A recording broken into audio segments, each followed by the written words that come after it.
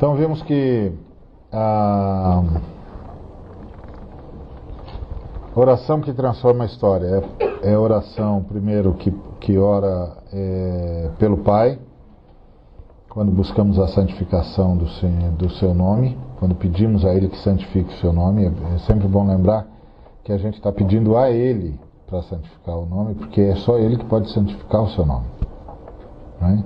E aí, para santificar o nome dele, Ele muda a gente, santifica a gente e trabalha em todo o ambiente onde nós estamos, envolve toda a nossa ambiência na sua ação de glorificação, de santificação do seu nome.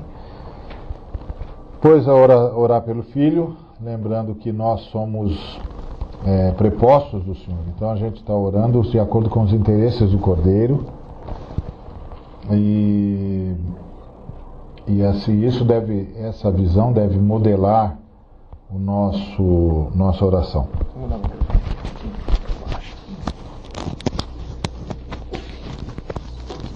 Obrigado. E agora a próxima é orando pelo Espírito. E orar pelo Espírito, em primeiro lugar, é uma orientação divina. Por isso vos digo: pedi e dar-se-vos-á, buscai e achareis, batei e abrir-se-vos-á. Pois todo o que pede recebe, o que busca encontra, e a quem bate abrir-se-lhe-á. Qual dentre vós é o pai que, se o filho lhe pedir pão, lhe dará uma pedra? Ou se lhe pedir um peixe, lhe dará em lugar de peixe uma cobra? Ou se lhe pedir um ovo, lhe dará um escorpião? Ora, se vós que sois maus sabeis dar boas dádivas aos vossos filhos, quanto mais o Pai Celestial dará o Espírito Santo àqueles que lhe o pedirem. E esse texto é interessante. Primeiro que ele fala da intensidade com a qual a gente deve buscar o Espírito Santo. Aqui eu não estou falando do Espírito Santo como uma segunda bênção, o batismo do Espírito Santo, que vem acompanhado de dons de línguas ou coisa semelhante. Não estou entrando nesse mérito. Então, não estou dizendo que não é assim, só não estou entrando no mérito. Não é essa a questão que nós estamos pondo em pauta aqui. A questão que nós estamos pondo em pauta aqui é a assistência do Espírito Santo. Até porque nós já temos o Espírito Santo. Então, nós não vamos pedir para receber de novo o Espírito Santo. Mas nós vamos orar para que o Senhor não nos deixe dar um passo sem a orientação do Espírito Santo. Essa é a ideia. A de buscar a orientação do Espírito Santo e a dependência do Espírito Santo. Porque às vezes a gente não se dá conta, mas a gente vive num ambiente de milagre. Nós não nos damos conta disso, porque essa questão do hábito, né, de tanto você passar por um corredor que tinha uma caixa atrapalhando o caminho, de tanto você passar por ali com a presença da caixa, um dia você não vê mais a caixa. Ela continua lá, mas desviar-se dela já se tornou tão automático para você que você não a vê mais. Você não a vê mais. Aí chega uma pessoa de fora e a primeira coisa que ela percebe é a caixa. Tem uma caixa no meio do caminho. Não é uma pedra, é uma caixa. Tá certo?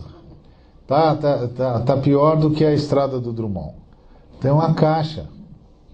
E ninguém vê porque já se acostumou a desviar-se dela. Então desvia. Uma hora fica automático. Né? E assim também é a nossa distração em relação ao ambiente de milagre que nós vivemos.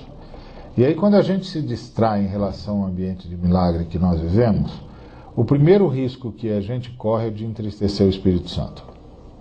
Esse é o primeiro risco. Assim, ele é o risco mais presente, o de entristecer o Espírito Santo, de não saber que tudo que estamos vivendo é graça de Deus e que quem administra a graça é o Espírito Santo. A gente não pode esquecer que toda a ação do Deus eterno é trinitária. Então, por exemplo, em relação à graça, o Pai é o ser gracioso. O Filho é o que permite que Deus seja gracioso. E o Espírito é o que administra a graça de Deus. Toda a ação do Deus eterno é trinitária. É trinitária. Um dia desses estava assistindo uma discussão da teologia feminista, que insiste em que a gente não chame Deus de pai, mas de mãe. E aí eu fiquei ouvindo e pensei, mas Deus é uma família. Os antigos ortodoxos, eles representavam o Espírito Santo como o aspecto feminino da Trindade, que é como aparece no Gênesis.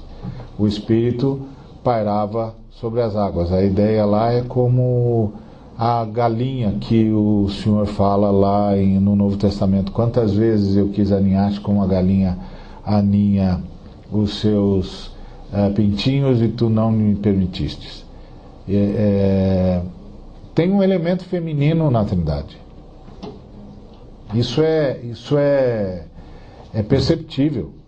É a figura do Espírito Santo. A figura do Espírito Santo é o elemento feminino na família. Então é Pai, Filho e Espírito Santo. É mais do que pai ou mãe. É Pai, Filho e Espírito Santo. Está todo mundo contemplado na Trindade. Não é?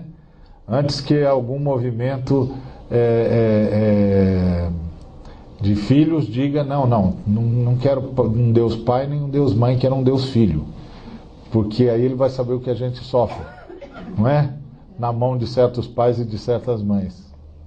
Porque isso tudo é assim, toda vez que você tenta puxar a brasa para a sua sardinha, você tirou a brasa de alguém que vai reclamar dela depois.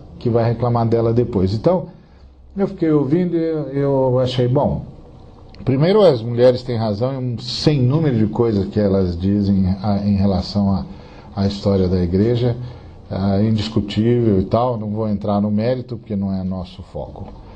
Agora, não perceber que estamos diante de um Deus trinitário, aí eu acho que é pura escorregadela. É não perceber que o elemento feminino já estava lá, esteve lá sempre. Esteve lá sempre. Deus, o Eterno, é uma família. Por isso, quando resolveu criar algo à sua imagem e semelhança, criou uma família. Ele não criou o macho à sua imagem e semelhança. A imagem e semelhança de Deus é a unidade macho e fêmea. E outra coisa, ele não criou a fêmea numa posição inferior. Ele criou numa posição de igualdade, porque o relacionamento antes da queda, que é o que conta, porque você tem de buscar o padrão. O padrão é antes ou depois do desastre? Essa é a primeira pergunta que você tem de fazer. O coração de Deus está no que acontecia antes do desastre ou depois do desastre? Bom, se é depois do desastre, então está dado. Mas se é antes do desastre, então precisamos ir lá descobrir o que era antes do desastre. Qual era o relacionamento antes do desastre? Era um relacionamento de igualdade e de unidade, onde um se via como extensão do outro. Na verdade, naquele momento, o outro era Deus. Porque ambos não se viam nessa condição de o outro. Porque cada um se via como... cada um via o outro como uma extensão de si. Foi isso que se perdeu na queda. E que Jesus Cristo esperava que fosse recomposto na redenção. porque quando os fariseus foram falar com ele sobre a autoridade que os homens tinham sobre as mulheres e o quanto eles podiam exercer essa autoridade, a resposta de Jesus foi: não era assim no princípio. Bom, então como é que era no princípio? Porque essa foi a resposta do Senhor. Não era assim no princípio. Bom, então vamos ao princípio. E lá no princípio o que nós encontramos é a unidade. Por quê? Porque Deus é uma família. Criou algo à sua imagem e semelhança, já podia criar outra família, ué. Deus é uma comunidade. Criou algo à sua imagem e semelhança, já podia criar outra comunidade. Deus é uma comunhão. Criou algo à sua imagem e semelhança, só podia criar outra comunhão. Tá certo? E Deus é uma unidade. Só criou algo à sua imagem e semelhança, só podia criar outra unidade. Bom, quando a gente falou sobre a graça, acho que eu entrei mais nessa questão, falei bastante sobre essa questão da unidade. E então essa ideia, então o Espírito Santo é o elemento feminino. Por isso que se entristece fácil, entendeu? Pode ser extinto, pode ser apagado, ele é sensível. Ele é o que administra a graça e ele é sensível. Ele é a sensibilidade da Trindade é manifesta pelo Espírito, que é essa característica feminina extraordinária que há no eterno. E é que a gente, por força do hábito, a gente aprendeu a pensar, por força do hábito, por causa do mundo masculino, patriarcal, etc, etc, etc, etc, etc, a gente, sempre que fala em Deus, pensa com categorias masculinas. Mas quando você diz Deus, você está falando da comunidade eterna. Eu vejo muito isso. O pessoal fala Deus, e aí o Espírito Santo. Então ele fala, na bênção apostólica aparece muito isso, né? E o camarada fala nessa ideia de que Deus é o Pai e depois tem mais o Filho e o Espírito, não é? Mas não é essa a fé cristã. Deus é a Trindade. Quando a gente fala Deus, a gente fala a Trindade. A Trindade disse, através do Filho, haja luz e houve luz.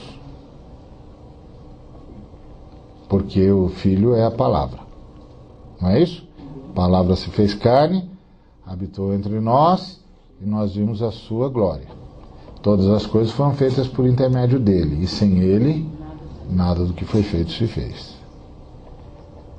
Então a gente vai, o mau hábito, né? A gente vai, também, claro, não é todo mundo que tem essa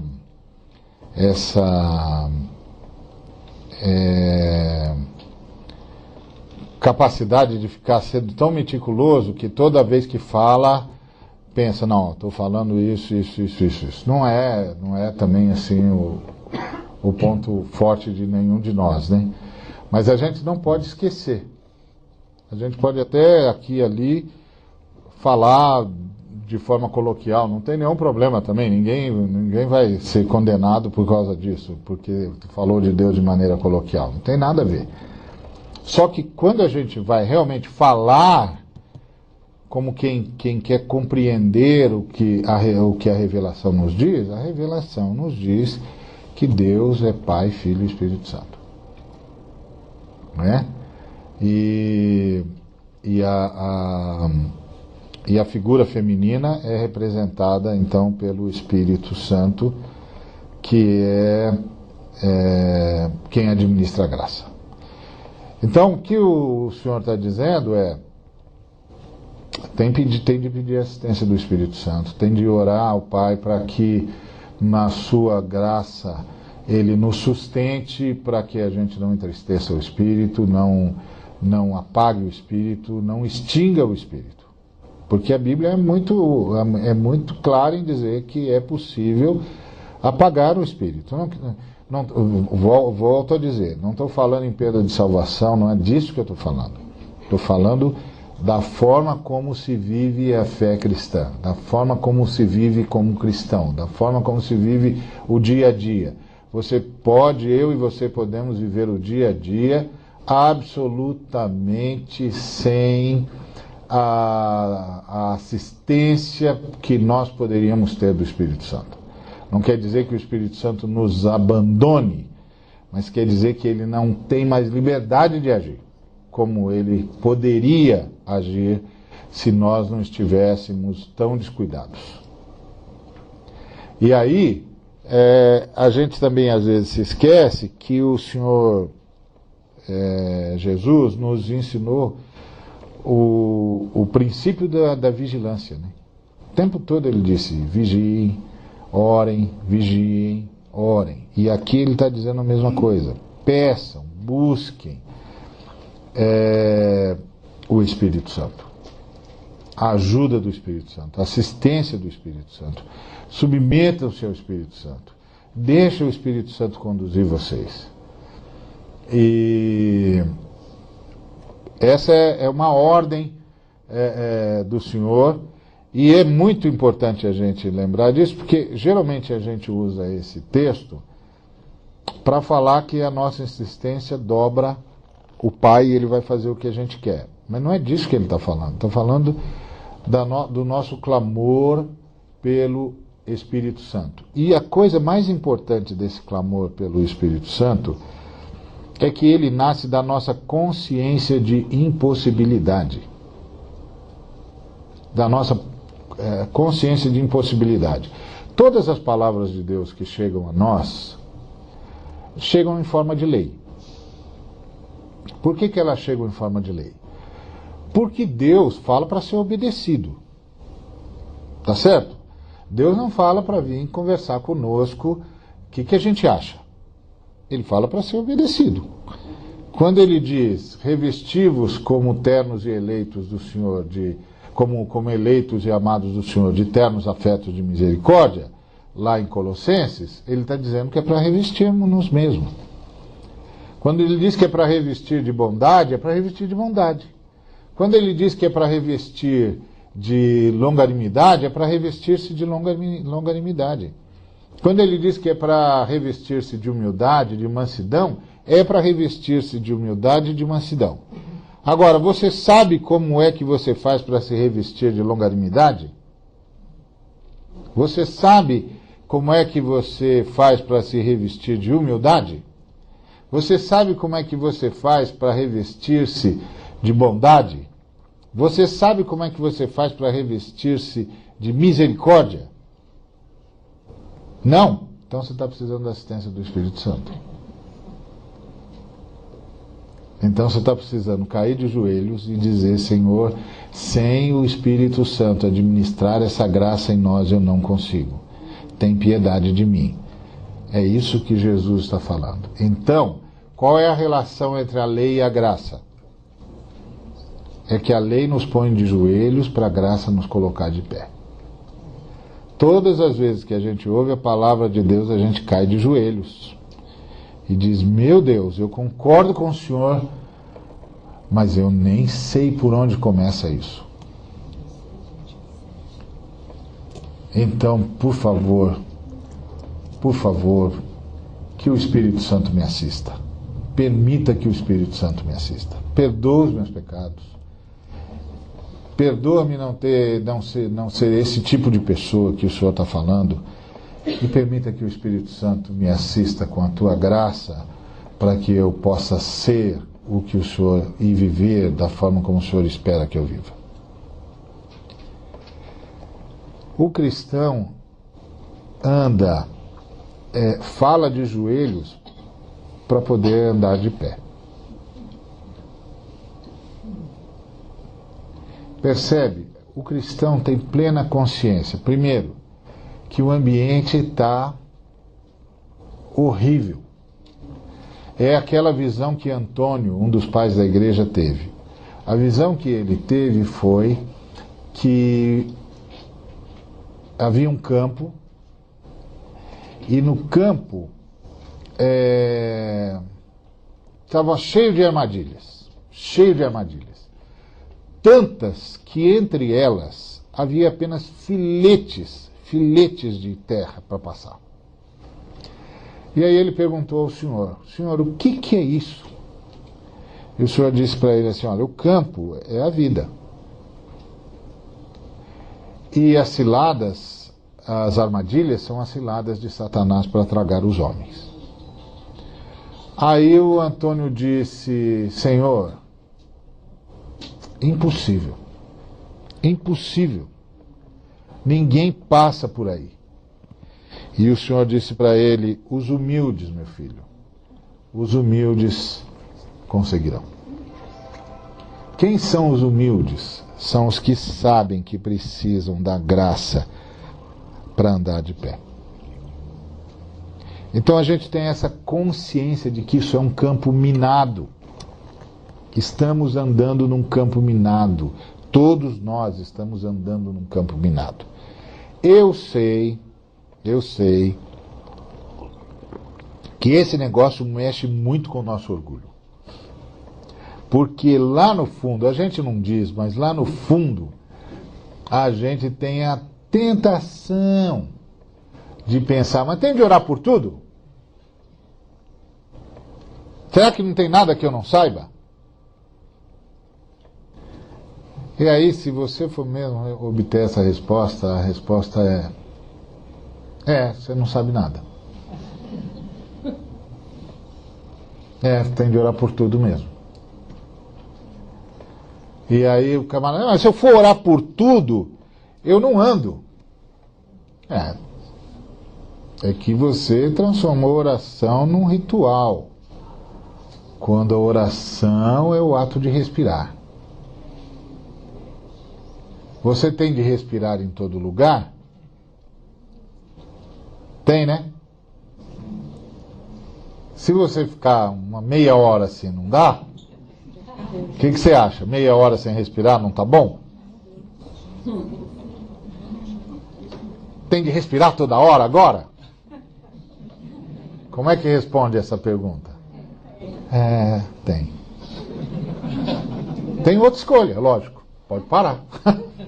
Aí para sempre. Até a ressurreição, pelo menos.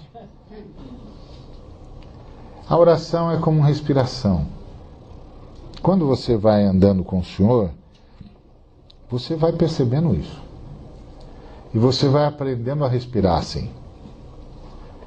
Que a coisa vai se aproximando e você já fala, Senhor, o Senhor está aí, né? Porque tem mais alguém por aqui que eu não estou gostando. Entendeu? O camarada vai chegando, você diz, Senhor, eu preciso de ajuda agora. Você não precisa parar, fazer um ritual. Você está na presença do Senhor. Você percebeu que Jesus, ele não, com exceção da ressurreição de Lázaro, não tem muitos exemplos de milagres em que o Senhor ora. Então, notou isso? Não tem. E você notou que nos apóstolos dele também não tem? O Pedro lá na Porta Formosa, o camarada veio pedir esmola para ele, ele não fez uma oração. Ele disse, olha, eu não tenho prata nem ouro, mas o que eu tenho, isso eu te dou. Em nome de Jesus, o Nazareno, levanta e anda. Levantou e andou. Ele ia andando e as pessoas ficavam no lugar onde ele ia passar para a sombra tocá-los. E eles eram curados. O Paulo, quando lá em Listra ordenou o paralítico que se levantasse e andasse, ele não orou. Ele estava olhando para o paralítico, viu que nasceu fé no coração do paralítico e disse: em nome de Jesus, levanta e anda. Ele levantou e andou. Por quê? Porque eles estavam ainda vivendo, no primeiro momento da igreja, vivendo com Jesus ali. Quer dizer que ali tinha mais poder? Não. Quer dizer que ali eles estavam convictos de que o reino está entre nós. Então o Senhor dizia, é como se o Senhor dissesse para eles: vocês já estão respirando outro ar. A partir dessa dimensão que vocês estão, quando o Pai lhes der permissão, basta que vocês falem. Porque vocês já estão numa outra dimensão. Então fiquem atentos ao Pai. A hora que o Pai der a palavra, só solta a palavra. A coisa é uma respiração, ué. É como é a fé cristã. O problema é que a gente precisa intelectualizar a fé cristã muitas vezes, né? E a gente vai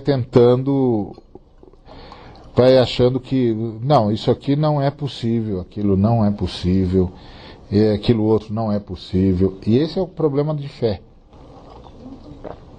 A fé é uma questão epistemológica, que é uma forma de chegar à verdade. É o Pedro, quando o Senhor disse para ele no barco: vem. O que o Pedro teve de decidir se tinha fé em Jesus ou não? Ele, naquela fração de segundos, ele teve de decidir se verdade era o que Jesus estava fazendo ou se era tudo o que ele sabia sobre a água. Porque ele sabia que a água não tem densidade suficiente para manter um sujeito de pé. Ele era nadador, ele era pescador, ele vivia naquele ambiente e ele sabe.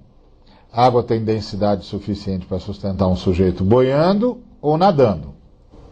De pé, o sujeito vai ao fundo como se fosse um machado sem cabo. Como se machado com cabo não fosse, né? Então, essas tem umas coisas que a gente fala que é só porque... É igual o cara do avião, o comandante do avião, falando pra gente qual a temperatura que está do lado de fora. Ninguém vai sair, companheiro. Não precisa informar, não. Ninguém vai sair daqui não, moço. Pode ficar tranquilo, nós estamos preocupados com a temperatura que vai nos aguardar lá quando chegar. Né? E faz igual aquele texto do Veríssimo, né? Olha para frente, moço. Fica olhando para ver como é que está a temperatura do lado de fora. Ninguém vai sair agora, não. Mas o Pedro sabia disso. O Pedro sabia que a água não sustenta ninguém de pé. Mas Jesus disse: vem. E agora, o que é a verdade? Está vendo? Fé é uma questão epistemológica. O caminho como se chega à verdade. O que é a verdade? É tudo o que eu sei ou é o que eu estou vendo Jesus fazer agora? Esse é o ponto. Esse é o ponto. Então, por que nós precisamos pedir a assistência do Espírito Santo? Porque ele é o administrador da graça. Mas porque é ele que nos revela e nos ilumina. Revelou aos apóstolos e agora nos ilumina. Porque agora não tem mais revelação, só tem iluminação, né? Revelação quem teve foram os apóstolos. Agora a gente só tem iluminação. É. É, porque não tem mais nada para ser revelado. Tá tudo nas Escrituras, tá tudo no Senhor. Agora a gente... Também não tem aqueles lá, pelo menos não. Aqueles apóstolos lá não tem mais não. Então, então não tem mais revelação, então só tem iluminação. O Senhor faz a gente A gente vai lá, visita as Escrituras e o Espírito de Deus nos ilumina e a gente vê coisas que antes não tinha visto. Não é?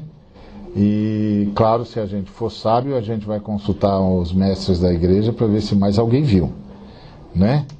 Primeiro, para não ter a pretensão de achar que é o único.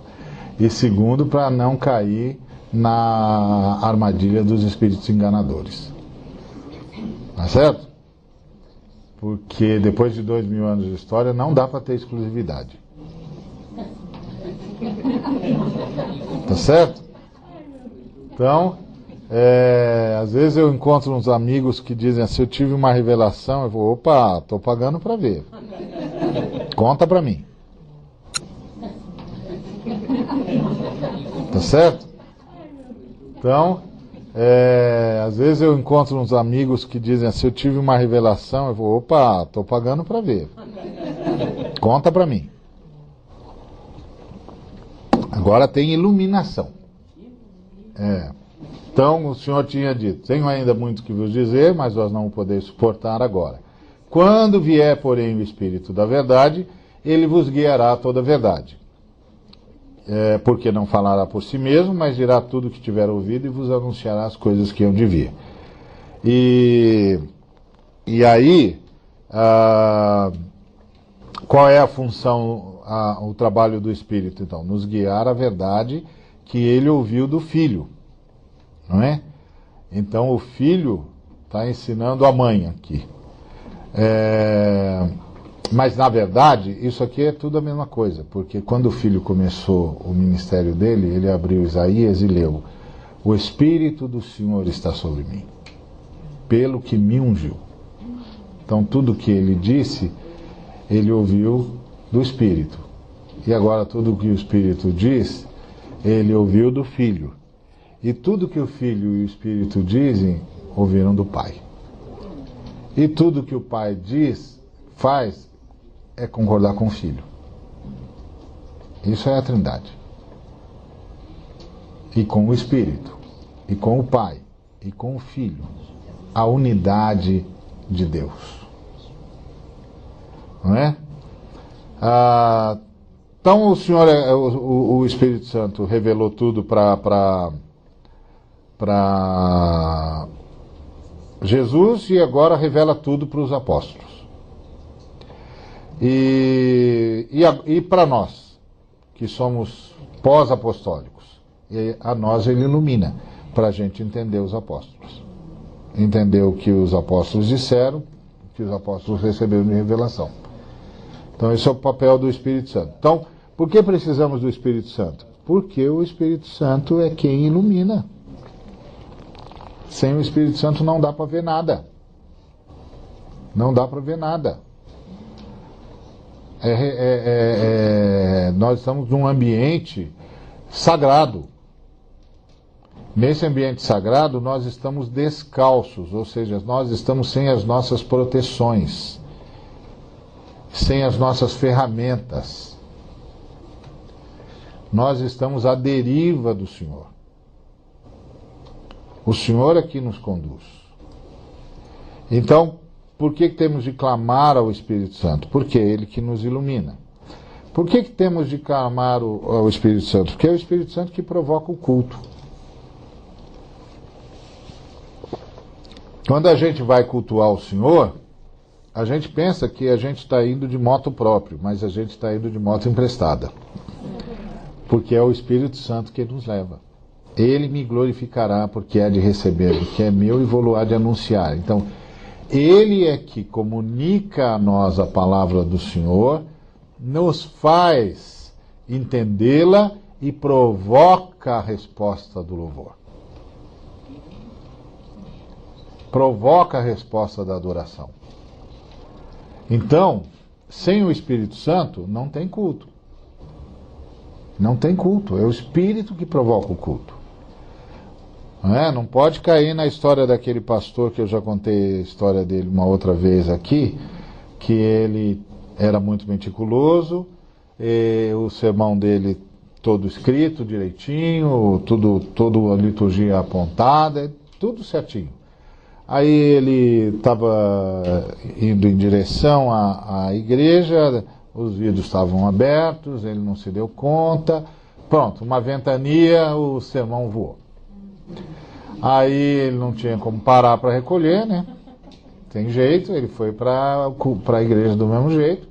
Chegou lá, quando chegou a hora da mensagem, ele explicou e disse: olha, irmãos, eu tive um acidente, vidro aberto, ventania, o sermão voou, de maneira que hoje teremos de contar com o Espírito Santo, mas eu prometo que é a última vez. Então, o que é que ele não tinha entendido? Sem o Espírito Santo não tem culto, não. Sem o Espírito Santo não tem culto, porque culto é provocado pelo Espírito Santo. O Espírito Santo provoca em nós o culto a Deus, o culto ao Senhor Jesus. É Ele que faz isso, não é a gente. É Ele que trabalha em nós e provoca a nossa resposta à bondade do Pai. Por que precisamos clamar pelo Espírito Santo? Porque é Ele que nos capacita a falar de Deus. Ao cumprir-se o dia de Pentecostes, estavam todos reunidos no mesmo lugar. De repente veio do céu um som, como de um vento impetuoso, e encheu toda a casa onde estavam assentados, e apareceram distribuídas entre eles línguas como de fogo, e pousou uma sobre cada um deles. Todos ficaram cheios do Espírito Santo, e passaram a falar em outras línguas, segundo o Espírito lhes concedia que falassem. É o Espírito que capacita-nos a falar de Deus. Mais uma vez, não estarei entrando no mérito de se a língua é estranha, se não é estranha, se o pessoal conhecia, se não conhecia, porque o que eu estou dizendo é que, seja o que for, foi um milagre do Espírito Santo. E mesmo que você não receba nenhum dom desse tipo extraordinário do dom de línguas, você e eu só podemos falar de Deus pela ação do Espírito Santo. Só. A nossa linguagem não tem a amplitude necessária, a profundidade necessária, a abrangência necessária. Então, a gente pensa que está falando porque a gente argumenta bem, mas está havendo um milagre aqui. E a gente está conseguindo falar o que de outra forma não falaria. Quem já saiu nos velhos tempos, quando a igreja saía para evangelizar, porque agora a igreja evangeliza pelo rádio, pela TV, pela propaganda, quase não tem mais aquelas saídas, né? Mas no meu tempo, como vocês sabem, eu sou dos Jurássicos da Verdade, no meu tempo a gente saía para evangelizar de casa em casa. O pastor intimava a gente não tinha escolha. Todo mundo lá, 3 horas da tarde, um horário horrível, mas a gente tinha de ir. E era assim, a gente jovem era sempre um mico, né? Porque você vai pregar para o seu amigo de escola, de rua, de tudo. E aí ficava aquele constrangimento, mas o pastor falou, tem de fazer. E aí, qual a experiência que a gente tinha? Que a gente encontrava alguém, às vezes conhecido ou não, e a gente ia se aproximar da pessoa para falar, e a gente ia sem jeito, com aquela coisa, o que eu falo, o que eu não falo. De repente, a gente não sabia de onde vinha. Alguma coisa explodia dentro de nós. E a gente conseguia falar com a pessoa como nunca conseguiu falar com ninguém. E a gente conseguia responder todas as perguntas da pessoa e chegava até a perceber o que ela ia falar antes que ela falasse. E a gente sabia, o Espírito Santo de Deus nos capacitou para falar de Deus. Então, a gente às vezes diz assim, eu não sei como que eu faço para evangelizar. Fala com o Espírito Santo. Diz a ele, Senhor, eu vou sair do barco. Eu vou em direção a alguém. Me capacita. Me capacita para dizer o que eu tenho de dizer. para ajudar aquela pessoa como ela precisa ser ajudada. É o segredo que a gente tem. Os conselheiros cristãos, agora nós fomos desafiados a sermos conselheiros profissionais. Então a gente faz um montão de curso, conselheiro cristão, psicanálise, técnicas dos grandes psicólogos, etc, etc.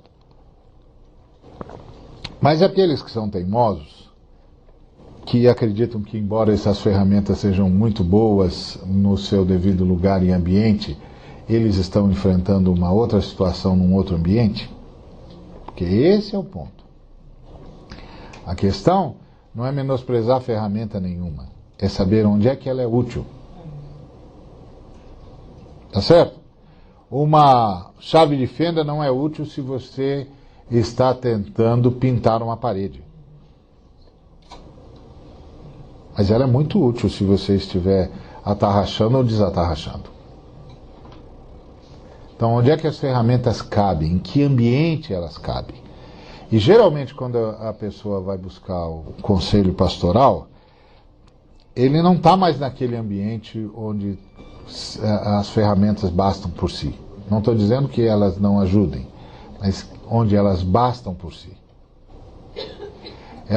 Ele já está naquele ambiente onde a gente tem de dizer assim: Senhor Jesus, o que é que está acontecendo aqui que eu não sei e preciso saber para ajudar essa pessoa?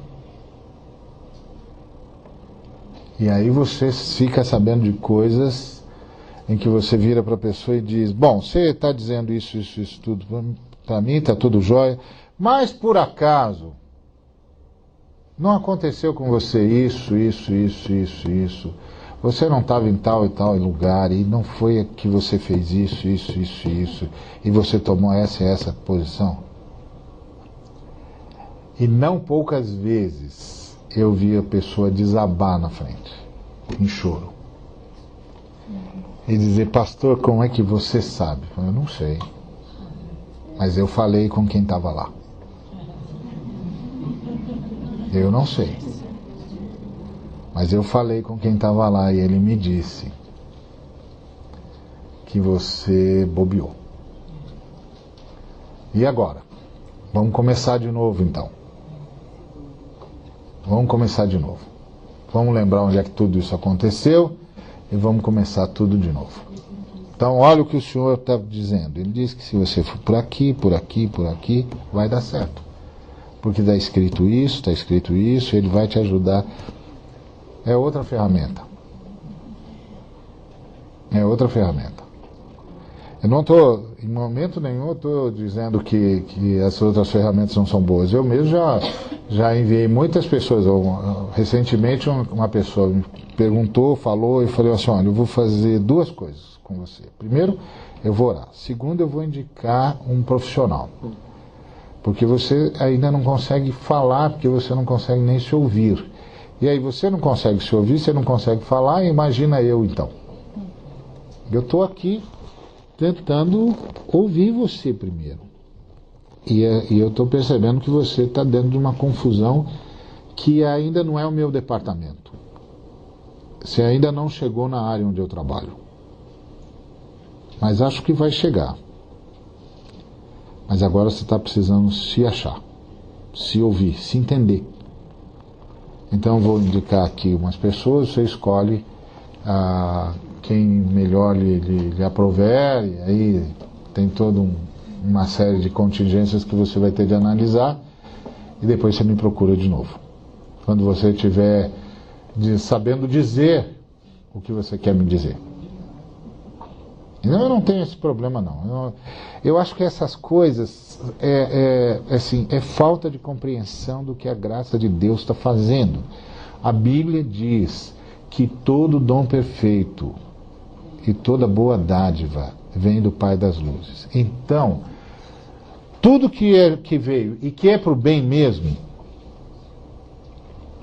foi o Pai das luzes que ensinou, embora o camarada ou a pessoa nunca deu o crédito para ele. Mas também isso não tem problema, porque o Senhor curou 10 leprosos e só um voltou.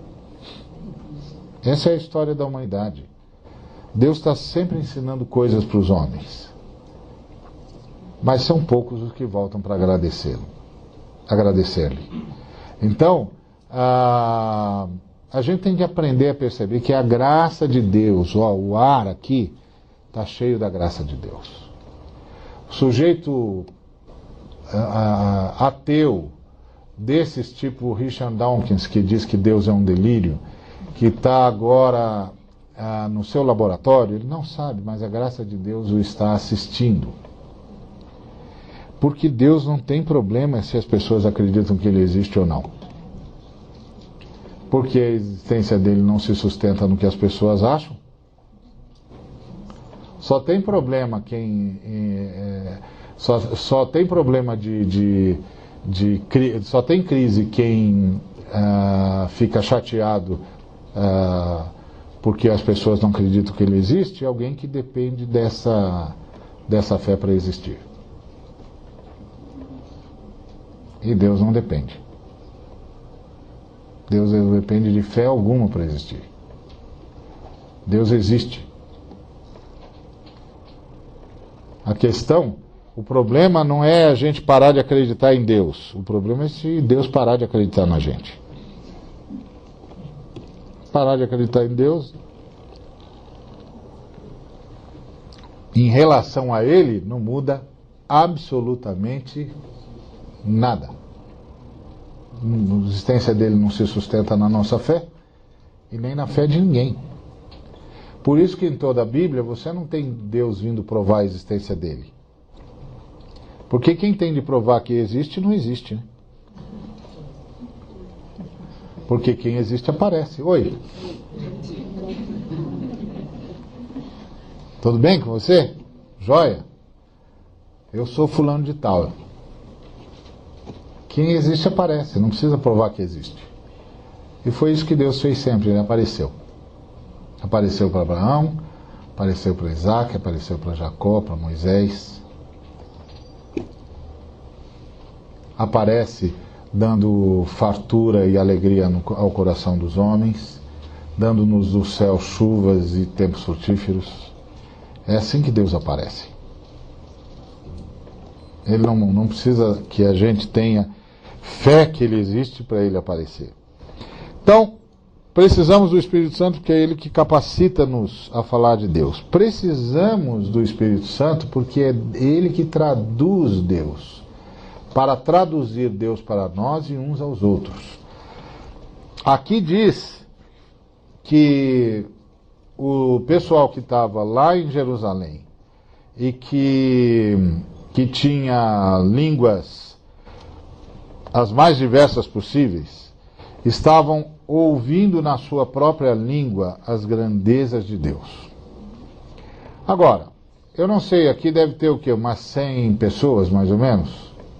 Mais ou menos isso. Se eu contasse até 3 e pedisse para cada um de vocês, ao fim da contagem, dizer em meia voz o seu nome, e depois eu perguntasse para você como é que se chama a pessoa que está atrás de você, você não saberia me dizer.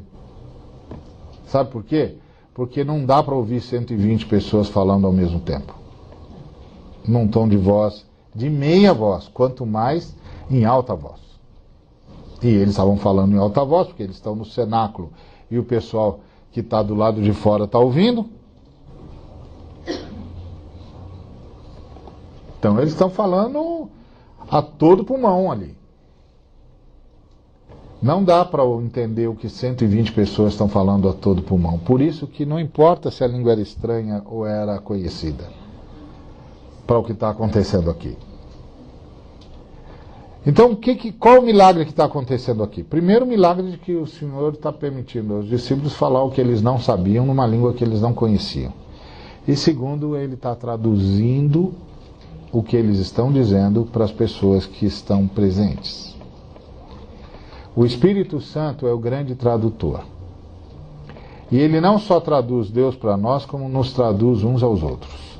Às vezes, na sua família, você percebe o seguinte: ninguém está se entendendo mais. E aí você tenta ser mais lógico. E você tenta ser mais meticuloso. Mas você não entendeu. Você vive num ambiente de milagre. Está faltando um ser que traduza vocês. Cada ser humano é um universo particular, hermético. Os seres humanos não se comunicam, são traduzidos pelo Espírito de Deus que quer manter a humanidade existindo. Então é por isso que você está lá, a família fala a mesma língua, tem os mesmos códigos, cresceu todo mundo junto e ninguém consegue se entender. Por quê? Está faltando tradução. Está faltando tradução. Sem tradutor não dá para entender. Porque cada um de nós fala de um tempo existencial diferente, de um tempo emocional diferente. O sábio já dizia que há tempo para tudo debaixo do sol. E aqui nós estamos cronologicamente mais ou menos estamos no mesmo tempo, mesmo espaço geográfico e no mesmo horário cronológico. Mas nós não estamos no mesmo horário existencial. Tem gente que está indo, gente que está voltando, gente que está abraçando, gente que está deixando de abraçar, gente que está construindo, gente que está na hora de derrubar o que construiu. Nós temos gente que está chorando e gente que está rindo. Como é que essas pessoas se entendem? Elas falam todas de um lugar diferente, de um princípio diferente, e não importa que língua elas usam, as palavras não têm o mesmo significado. Precisa de tradutor. Precisa de tradutor. E é o Espírito Santo quem traduz. É o Espírito Santo que traduz coração a coração, mente a mente, alma a alma. Sem o Espírito Santo, a gente não fala. É o Espírito Santo que traduz. E ele está traduzindo Deus para nós e está traduzindo-nos uns aos outros. Ele está traduzindo Deus a nós, que é a pergunta que o pessoal fez, o que quer isso dizer? Ele está traduzindo Deus a nós porque Deus tem uma mensagem e quer ser entendido. E aí o Espírito Santo veio traduzir o Pai, o Filho e Ele mesmo a nós. Veio traduzir a Trindade. A Trindade tem uma mensagem e quer ser entendida. Então, precisamos pedir desesperadamente pelo Espírito Santo, porque é Ele que traduz-nos uns aos outros e traduz Deus a nós. E também é que traduz-nos para Deus, porque é o Espírito que nos assiste em nossa fraqueza, porque não sabemos como orar. Alguém me perguntou como eu faço para orar. Ora, de qualquer jeito, você não sabe mesmo. Então ora, só ora, porque nenhum de nós sabe orar como convém. Então essa conversa toda de oração é para dizer para os irmãos, irmão, ninguém sabe orar, viu? Esquece esse negócio. Mas por que a gente não vai esquecer esse negócio? Porque o Espírito de Deus intercede por nós. Então o Espírito conserta a nossa oração. Esse é o ponto. O Espírito conserta a nossa oração. Assim como ele traduz Deus para nós, ele traduz a gente para Deus. E é por isso que as histórias podem mudar. As histórias de todo mundo, de tudo que está à nossa volta, podem mudar. Porque Deus está entendendo o que a gente está falando. E Deus está entendendo o que a gente está falando, não porque a gente sabe como dizer ou o que dizer. A gente está sendo entendido porque o Espírito de Deus está nos traduzindo. Ele está traduzindo-nos para o Pai. O Pai está entendendo exatamente o que é que está acontecendo. E ele faz isso com gemidos inexprimíveis. Então, nem adianta tentar acompanhar o Espírito Santo, porque é inexprimível. E aí, a gente tem algumas linguagens que são linguagens do inexprimível. Aqueles suspiros profundos que a gente de vez em quando dá, aquilo é uma linguagem do inexprimível. Mas é o máximo que a gente chega. em termos de perceber que está tentando expressar o inexprimível. Cadê o Tiago? O Tiago me abandonou aqui. Ah, tem um copinho. Vamos voltar para o antiocológico. Então... Tem mais um, depois a gente vai... Então, percebe a ideia? O Espírito Santo é o grande tradutor. Então, por que pedimos a Deus? Por isso que o Senhor Jesus disse, peça, peça, peça, peça, peça, ore pelo Espírito Santo. Ore ao Pai, diga, Pai, não me deixe sem assistência do Espírito. Gente, é extremamente linda aquela imagem do Gênesis, quando o Gênesis diz que a terra era sem forma e vazia, e o Espírito pairava sobre as águas como uma ave que está chocando o seu ninho. Então você percebe que é como se o Espírito estivesse criando o ambiente para que a palavra fizesse efeito. É uma coisa assim, porque a palavra diz assim, que Deus disse, haja luz e houve luz. E aí a gente diz, é o poder de Deus, e é mesmo. Mas como o poder de Deus opera? Por essa maternidade do Espírito Santo. Então tinha um ambiente fértil, que é essa maternidade extraordinária do Espírito Santo, e Deus de lá disse, desse lugar a palavra disse, o Filho disse, haja luz. E a resposta foi, e houve luz. E a Trindade viu que a luz era boa. E fez separação entre a luz e as trevas. É extraordinário. É extraordinário. É a mesma maternidade que a gente vai encontrar lá no aviso do Gabriel a Maria.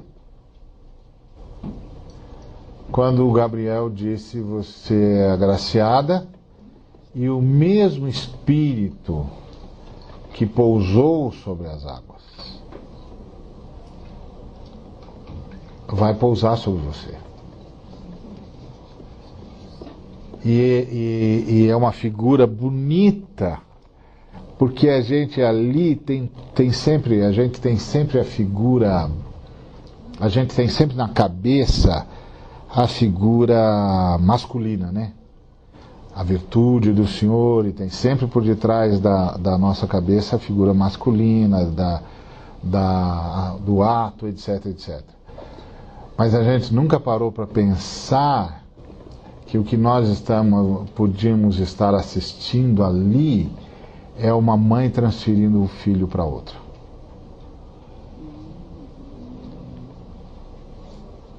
É uma mãe dizendo, o filho que está em mim, agora vai estar em você. E ele vai se fazer carne. E vai habitar entre vocês. E vai salvá-los dos seus pecados. Porque lá no Gênesis, quando a mulher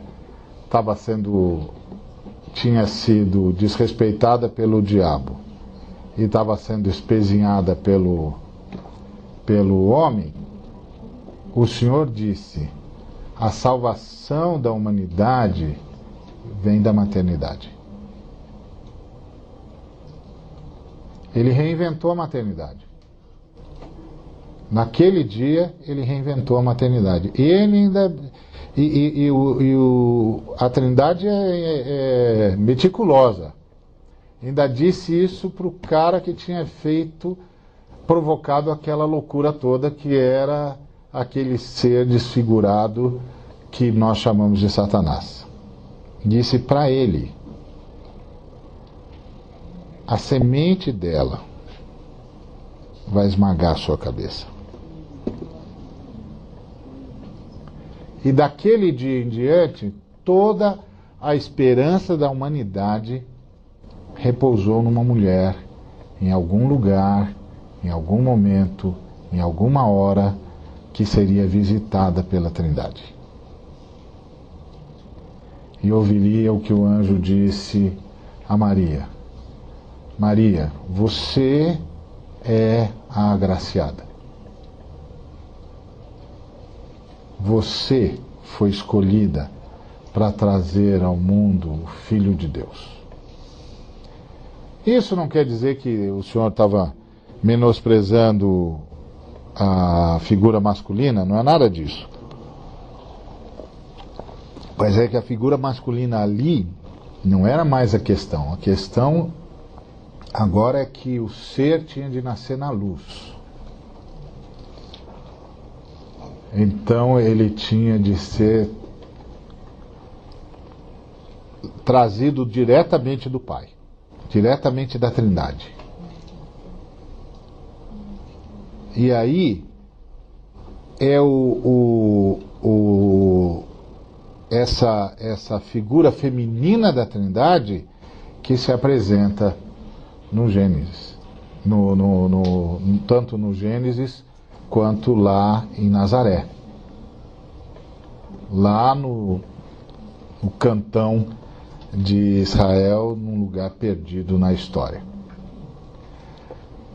Então, quando a gente lê as Escrituras, a gente está assistindo um quadro extraordinário, mas uma série de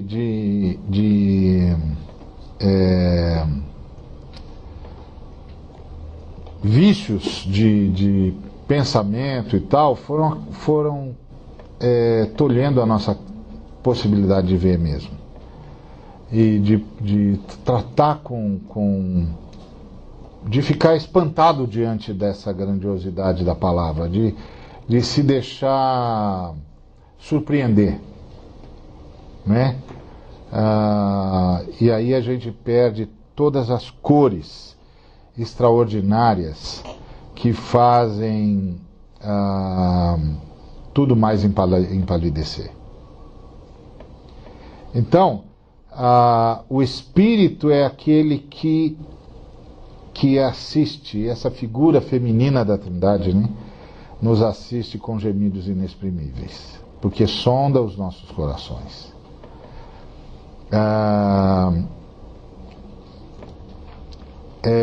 E interessante que o Pai que vai ouvir a oração, ele entende o que nós estamos gritando, porque ele sabe qual é a mente do Espírito. Porque a comunhão entre eles é perfeita. Então, entre eles não precisa mediador. Então, quando você está orando, quando eu estou orando, está acontecendo um espetáculo, gente. Está acontecendo um espetáculo. A gente só não percebe mais. Porque é assim, vai ficando tão comum, tão comum, tão comum, que todo mundo ora. E assim, é a mesma coisa que a gente faz com ofender Deus. A gente ofende Deus e não liga mais. Porque a gente não liga mais mesmo. A gente perdeu o encantamento. E a gente não pode perder o encantamento. Nós estamos diante da Trindade, o Deus eterno, Pai, Filho e Espírito Santo, Criador e sustentador do universo. Como que a gente não cai de joelhos? Não é? Então, o Espírito traduz-nos para Deus. O Espírito traduz-nos para Deus. Então, pode orar de qualquer jeito, porque o Espírito Santo conserta a nossa oração e vai também ensinando a gente a orar.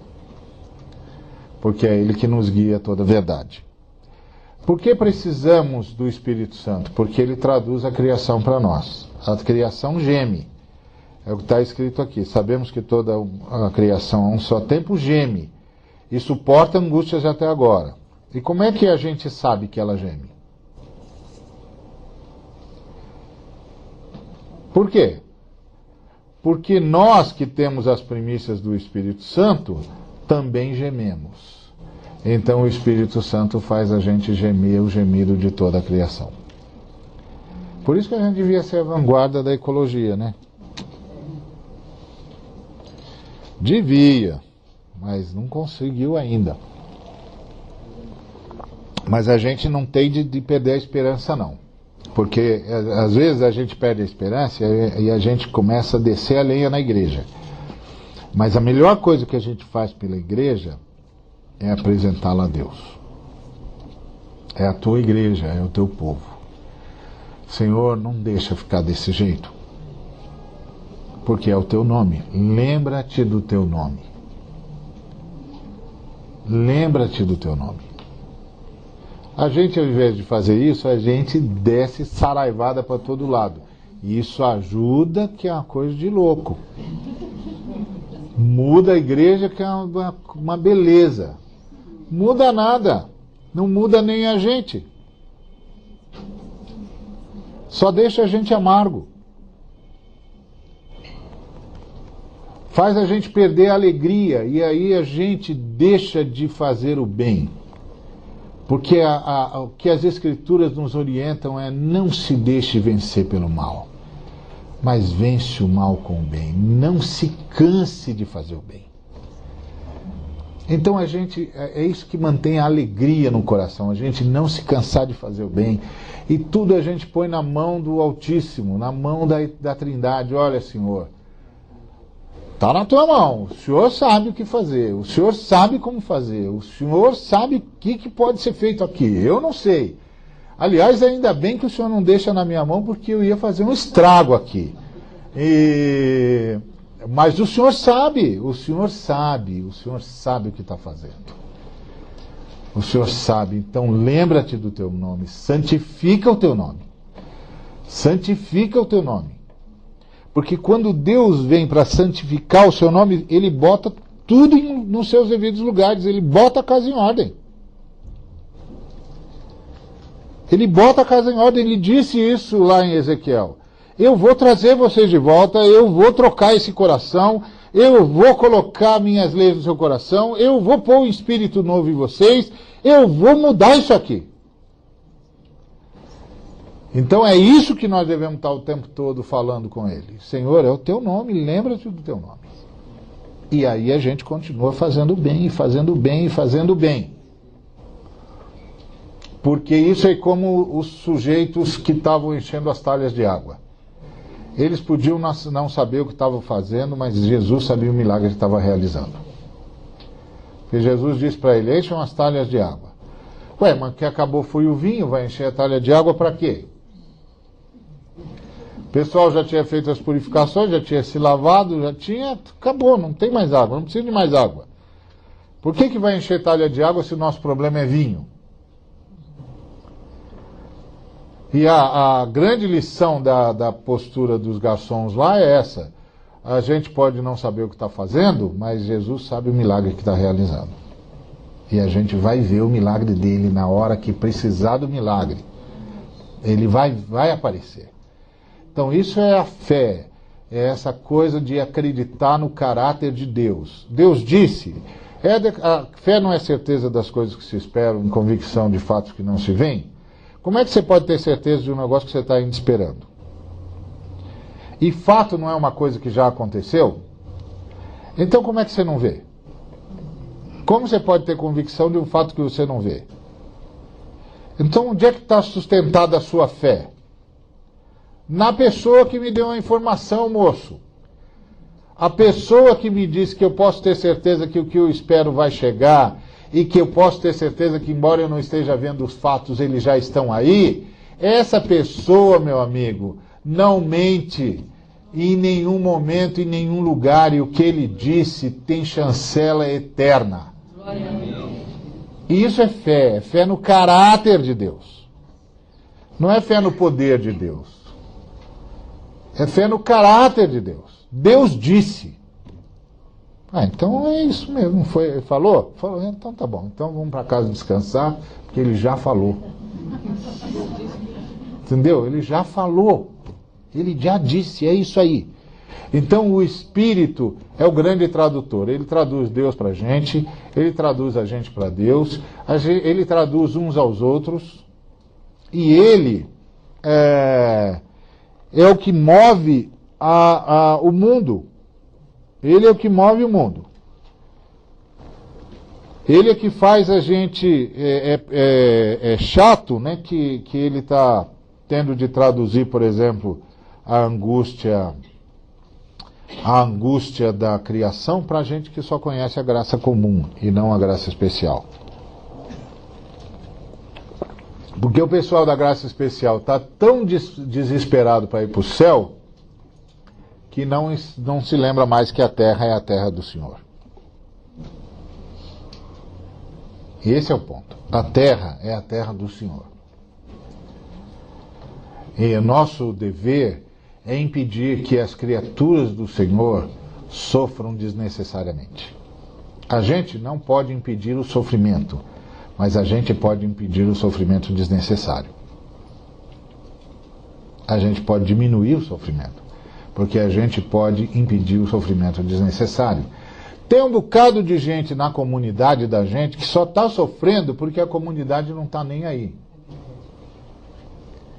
Porque se a comunidade estivesse, ele não estava mais sofrendo.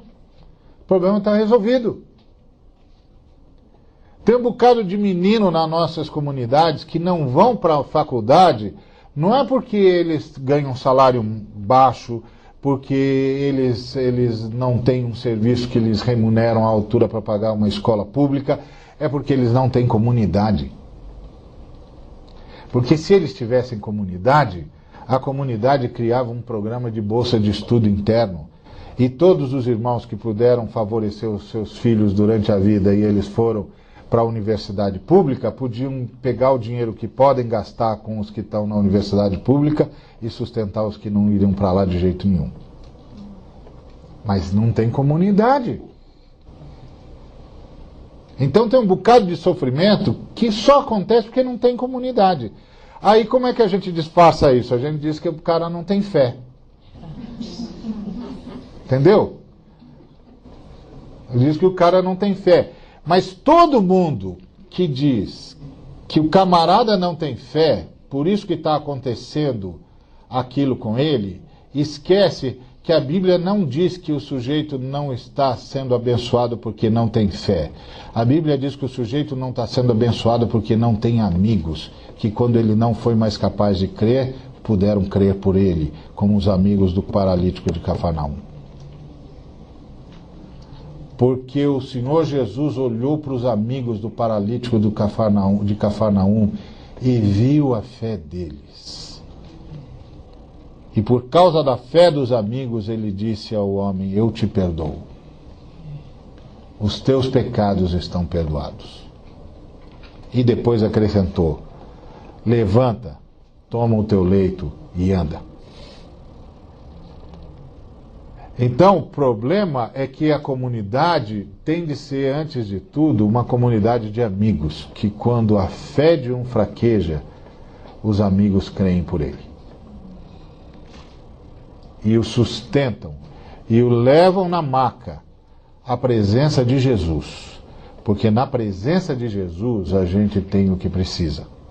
Se a necessidade for perdão, teremos perdão. Se a necessidade for cura, teremos cura. Se a necessidade for ambas, as teremos. Então tem um bocado de sofrimento que acontece só porque não tem comunidade. Não é porque não tem fé.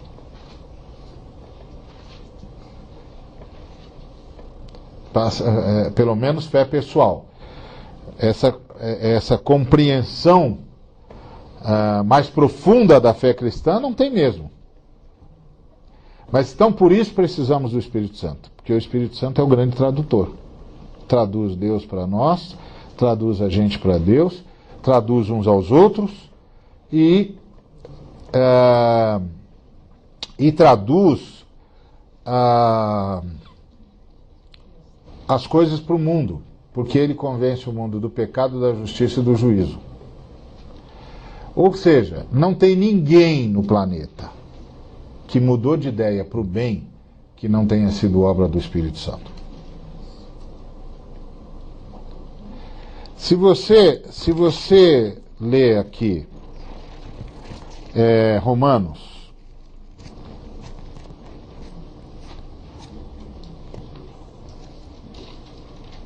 capítulo 3, a partir do versículo de número 10, está escrito: não há justo nenhum sequer, não há quem entenda, não há quem busque a Deus, todos se extraviaram, a uma se fizeram inúteis, não há quem faça o bem, não há nenhum sequer. A garganta deles é sepulcro aberto, com a língua urdem engano, veneno de víbora está nos seus lábios. A boca eles as têm cheia de maldade, de maldição e de amargura. São os seus pés velozes para derramar sangue. Nos seus caminhos há destruição e miséria. Desconheceram o caminho da paz. Não há temor de Deus diante de seus olhos. Ora, que civilização é essa? Eu pergunto, numa sociedade como essa, o que adianta gritar por justiça se não há um justo nenhum sequer?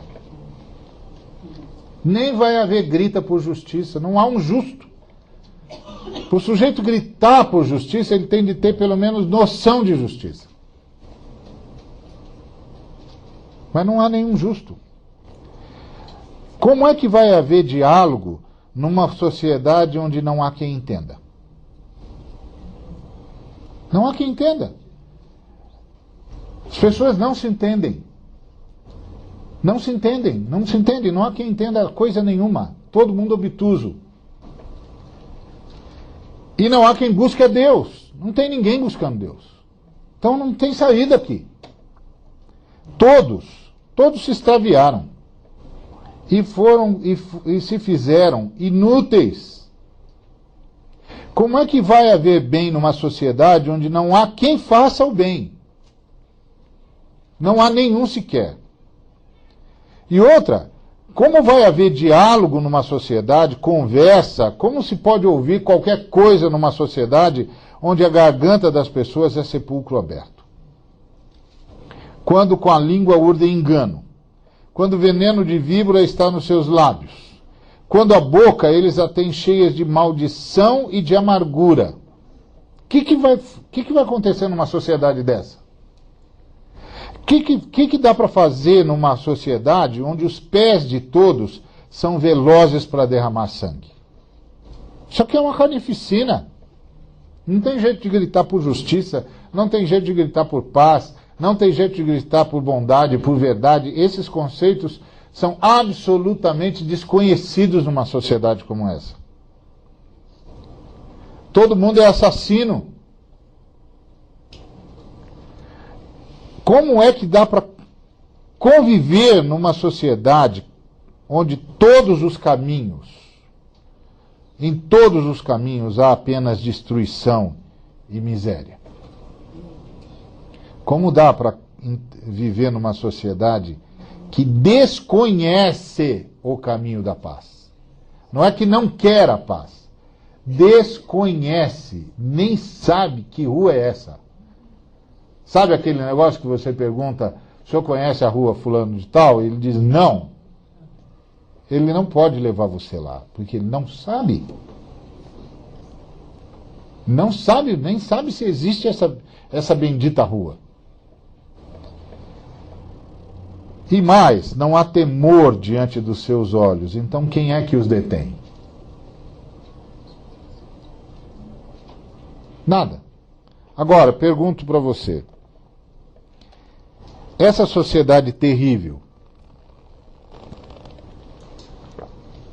eu e você vemos parte dela na nossa realidade, mas não a vemos toda. Graças a Deus. Porque na nossa sociedade, bem ou mal, todo mundo sabe o significado da palavra justiça. Bem ou mal. Na nossa sociedade, bem ou mal, há quem faça o bem. Na nossa sociedade, bem ou mal, há pessoas que abençoam. E pessoas que não estão amarguradas, pelo contrário, o coração delas está cheio de alegria. Na nossa sociedade, bem ou mal, tem gente cujos pés são curadores e não derramadores de sangue. Gente que vai para tudo quanto é canto do mundo para curar.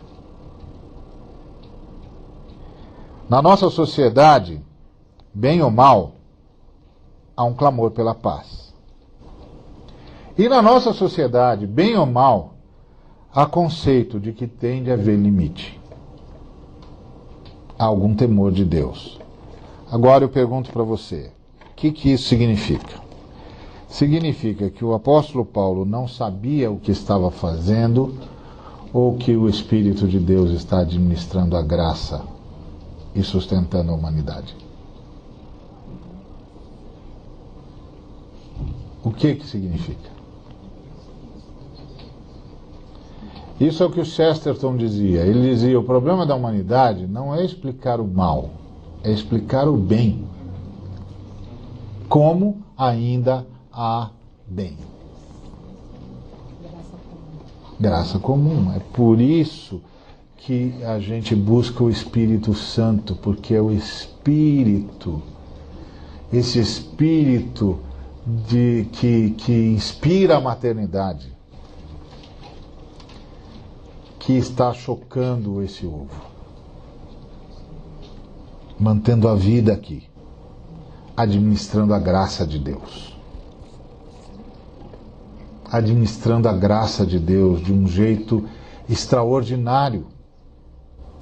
Extraordinário. Extraordinário. Então não há ninguém no planeta que mude de ideia para o bem que não seja a obra do Espírito Santo. Não tem ninguém. O sujeito mudou de ideia. O Espírito de Deus que paira sobre as águas provocou isso. Fez as pessoas mudarem de ideia. Por isso que não há coisas pelas quais não possamos orar. Às vezes encontramos corações empedernidos. Gente pior que Manassés. E é claro, eu tenho uma receita fácil para isso. Chama paredão. Bota no paredão que resolve. A gente faz uma revolução, derruba esse negócio todo, bota todo mundo no paredão, acabou a festa. Mas aí o Espírito de Cristo diz, não é por aí que eu vou. Como é que o Pai vai fazer para acabar com o mal? O mal como entidade não existe. O que existe são seres maldosos. E o mal como entidade, o mal absoluto, como identidade, só se uma das pessoas da Trindade debandasse. Aí teremos um ser absoluto totalmente mal. Mas isso, graças a Deus, nem existe nem é possível. Nem existe e jamais existirá. Então o mal absoluto, essa entidade, não existe. Satanás até fez propaganda e alguns irmãos caíram no golpe mercadológico. Mas não é verdade. Ele é só uma criatura menor que o Criador é infinito e tudo que é menor que o infinito é infinitamente menor. Ponto.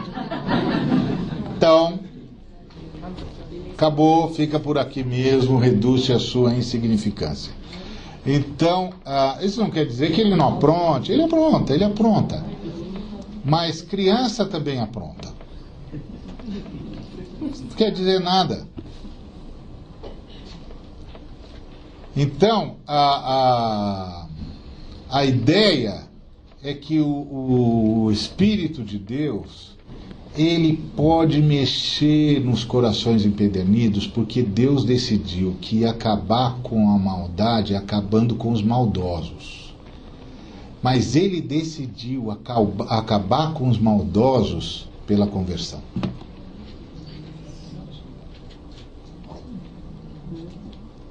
Percebe?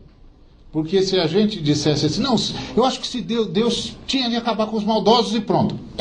Mas você passa pelo critério dele, de bondoso? Se você passa pelo critério dele de bondade, está tudo bem, vai lá e advoga. Mas se você não passa, agradeça pela possibilidade da conversão. Agradeça pela possibilidade do arrependimento.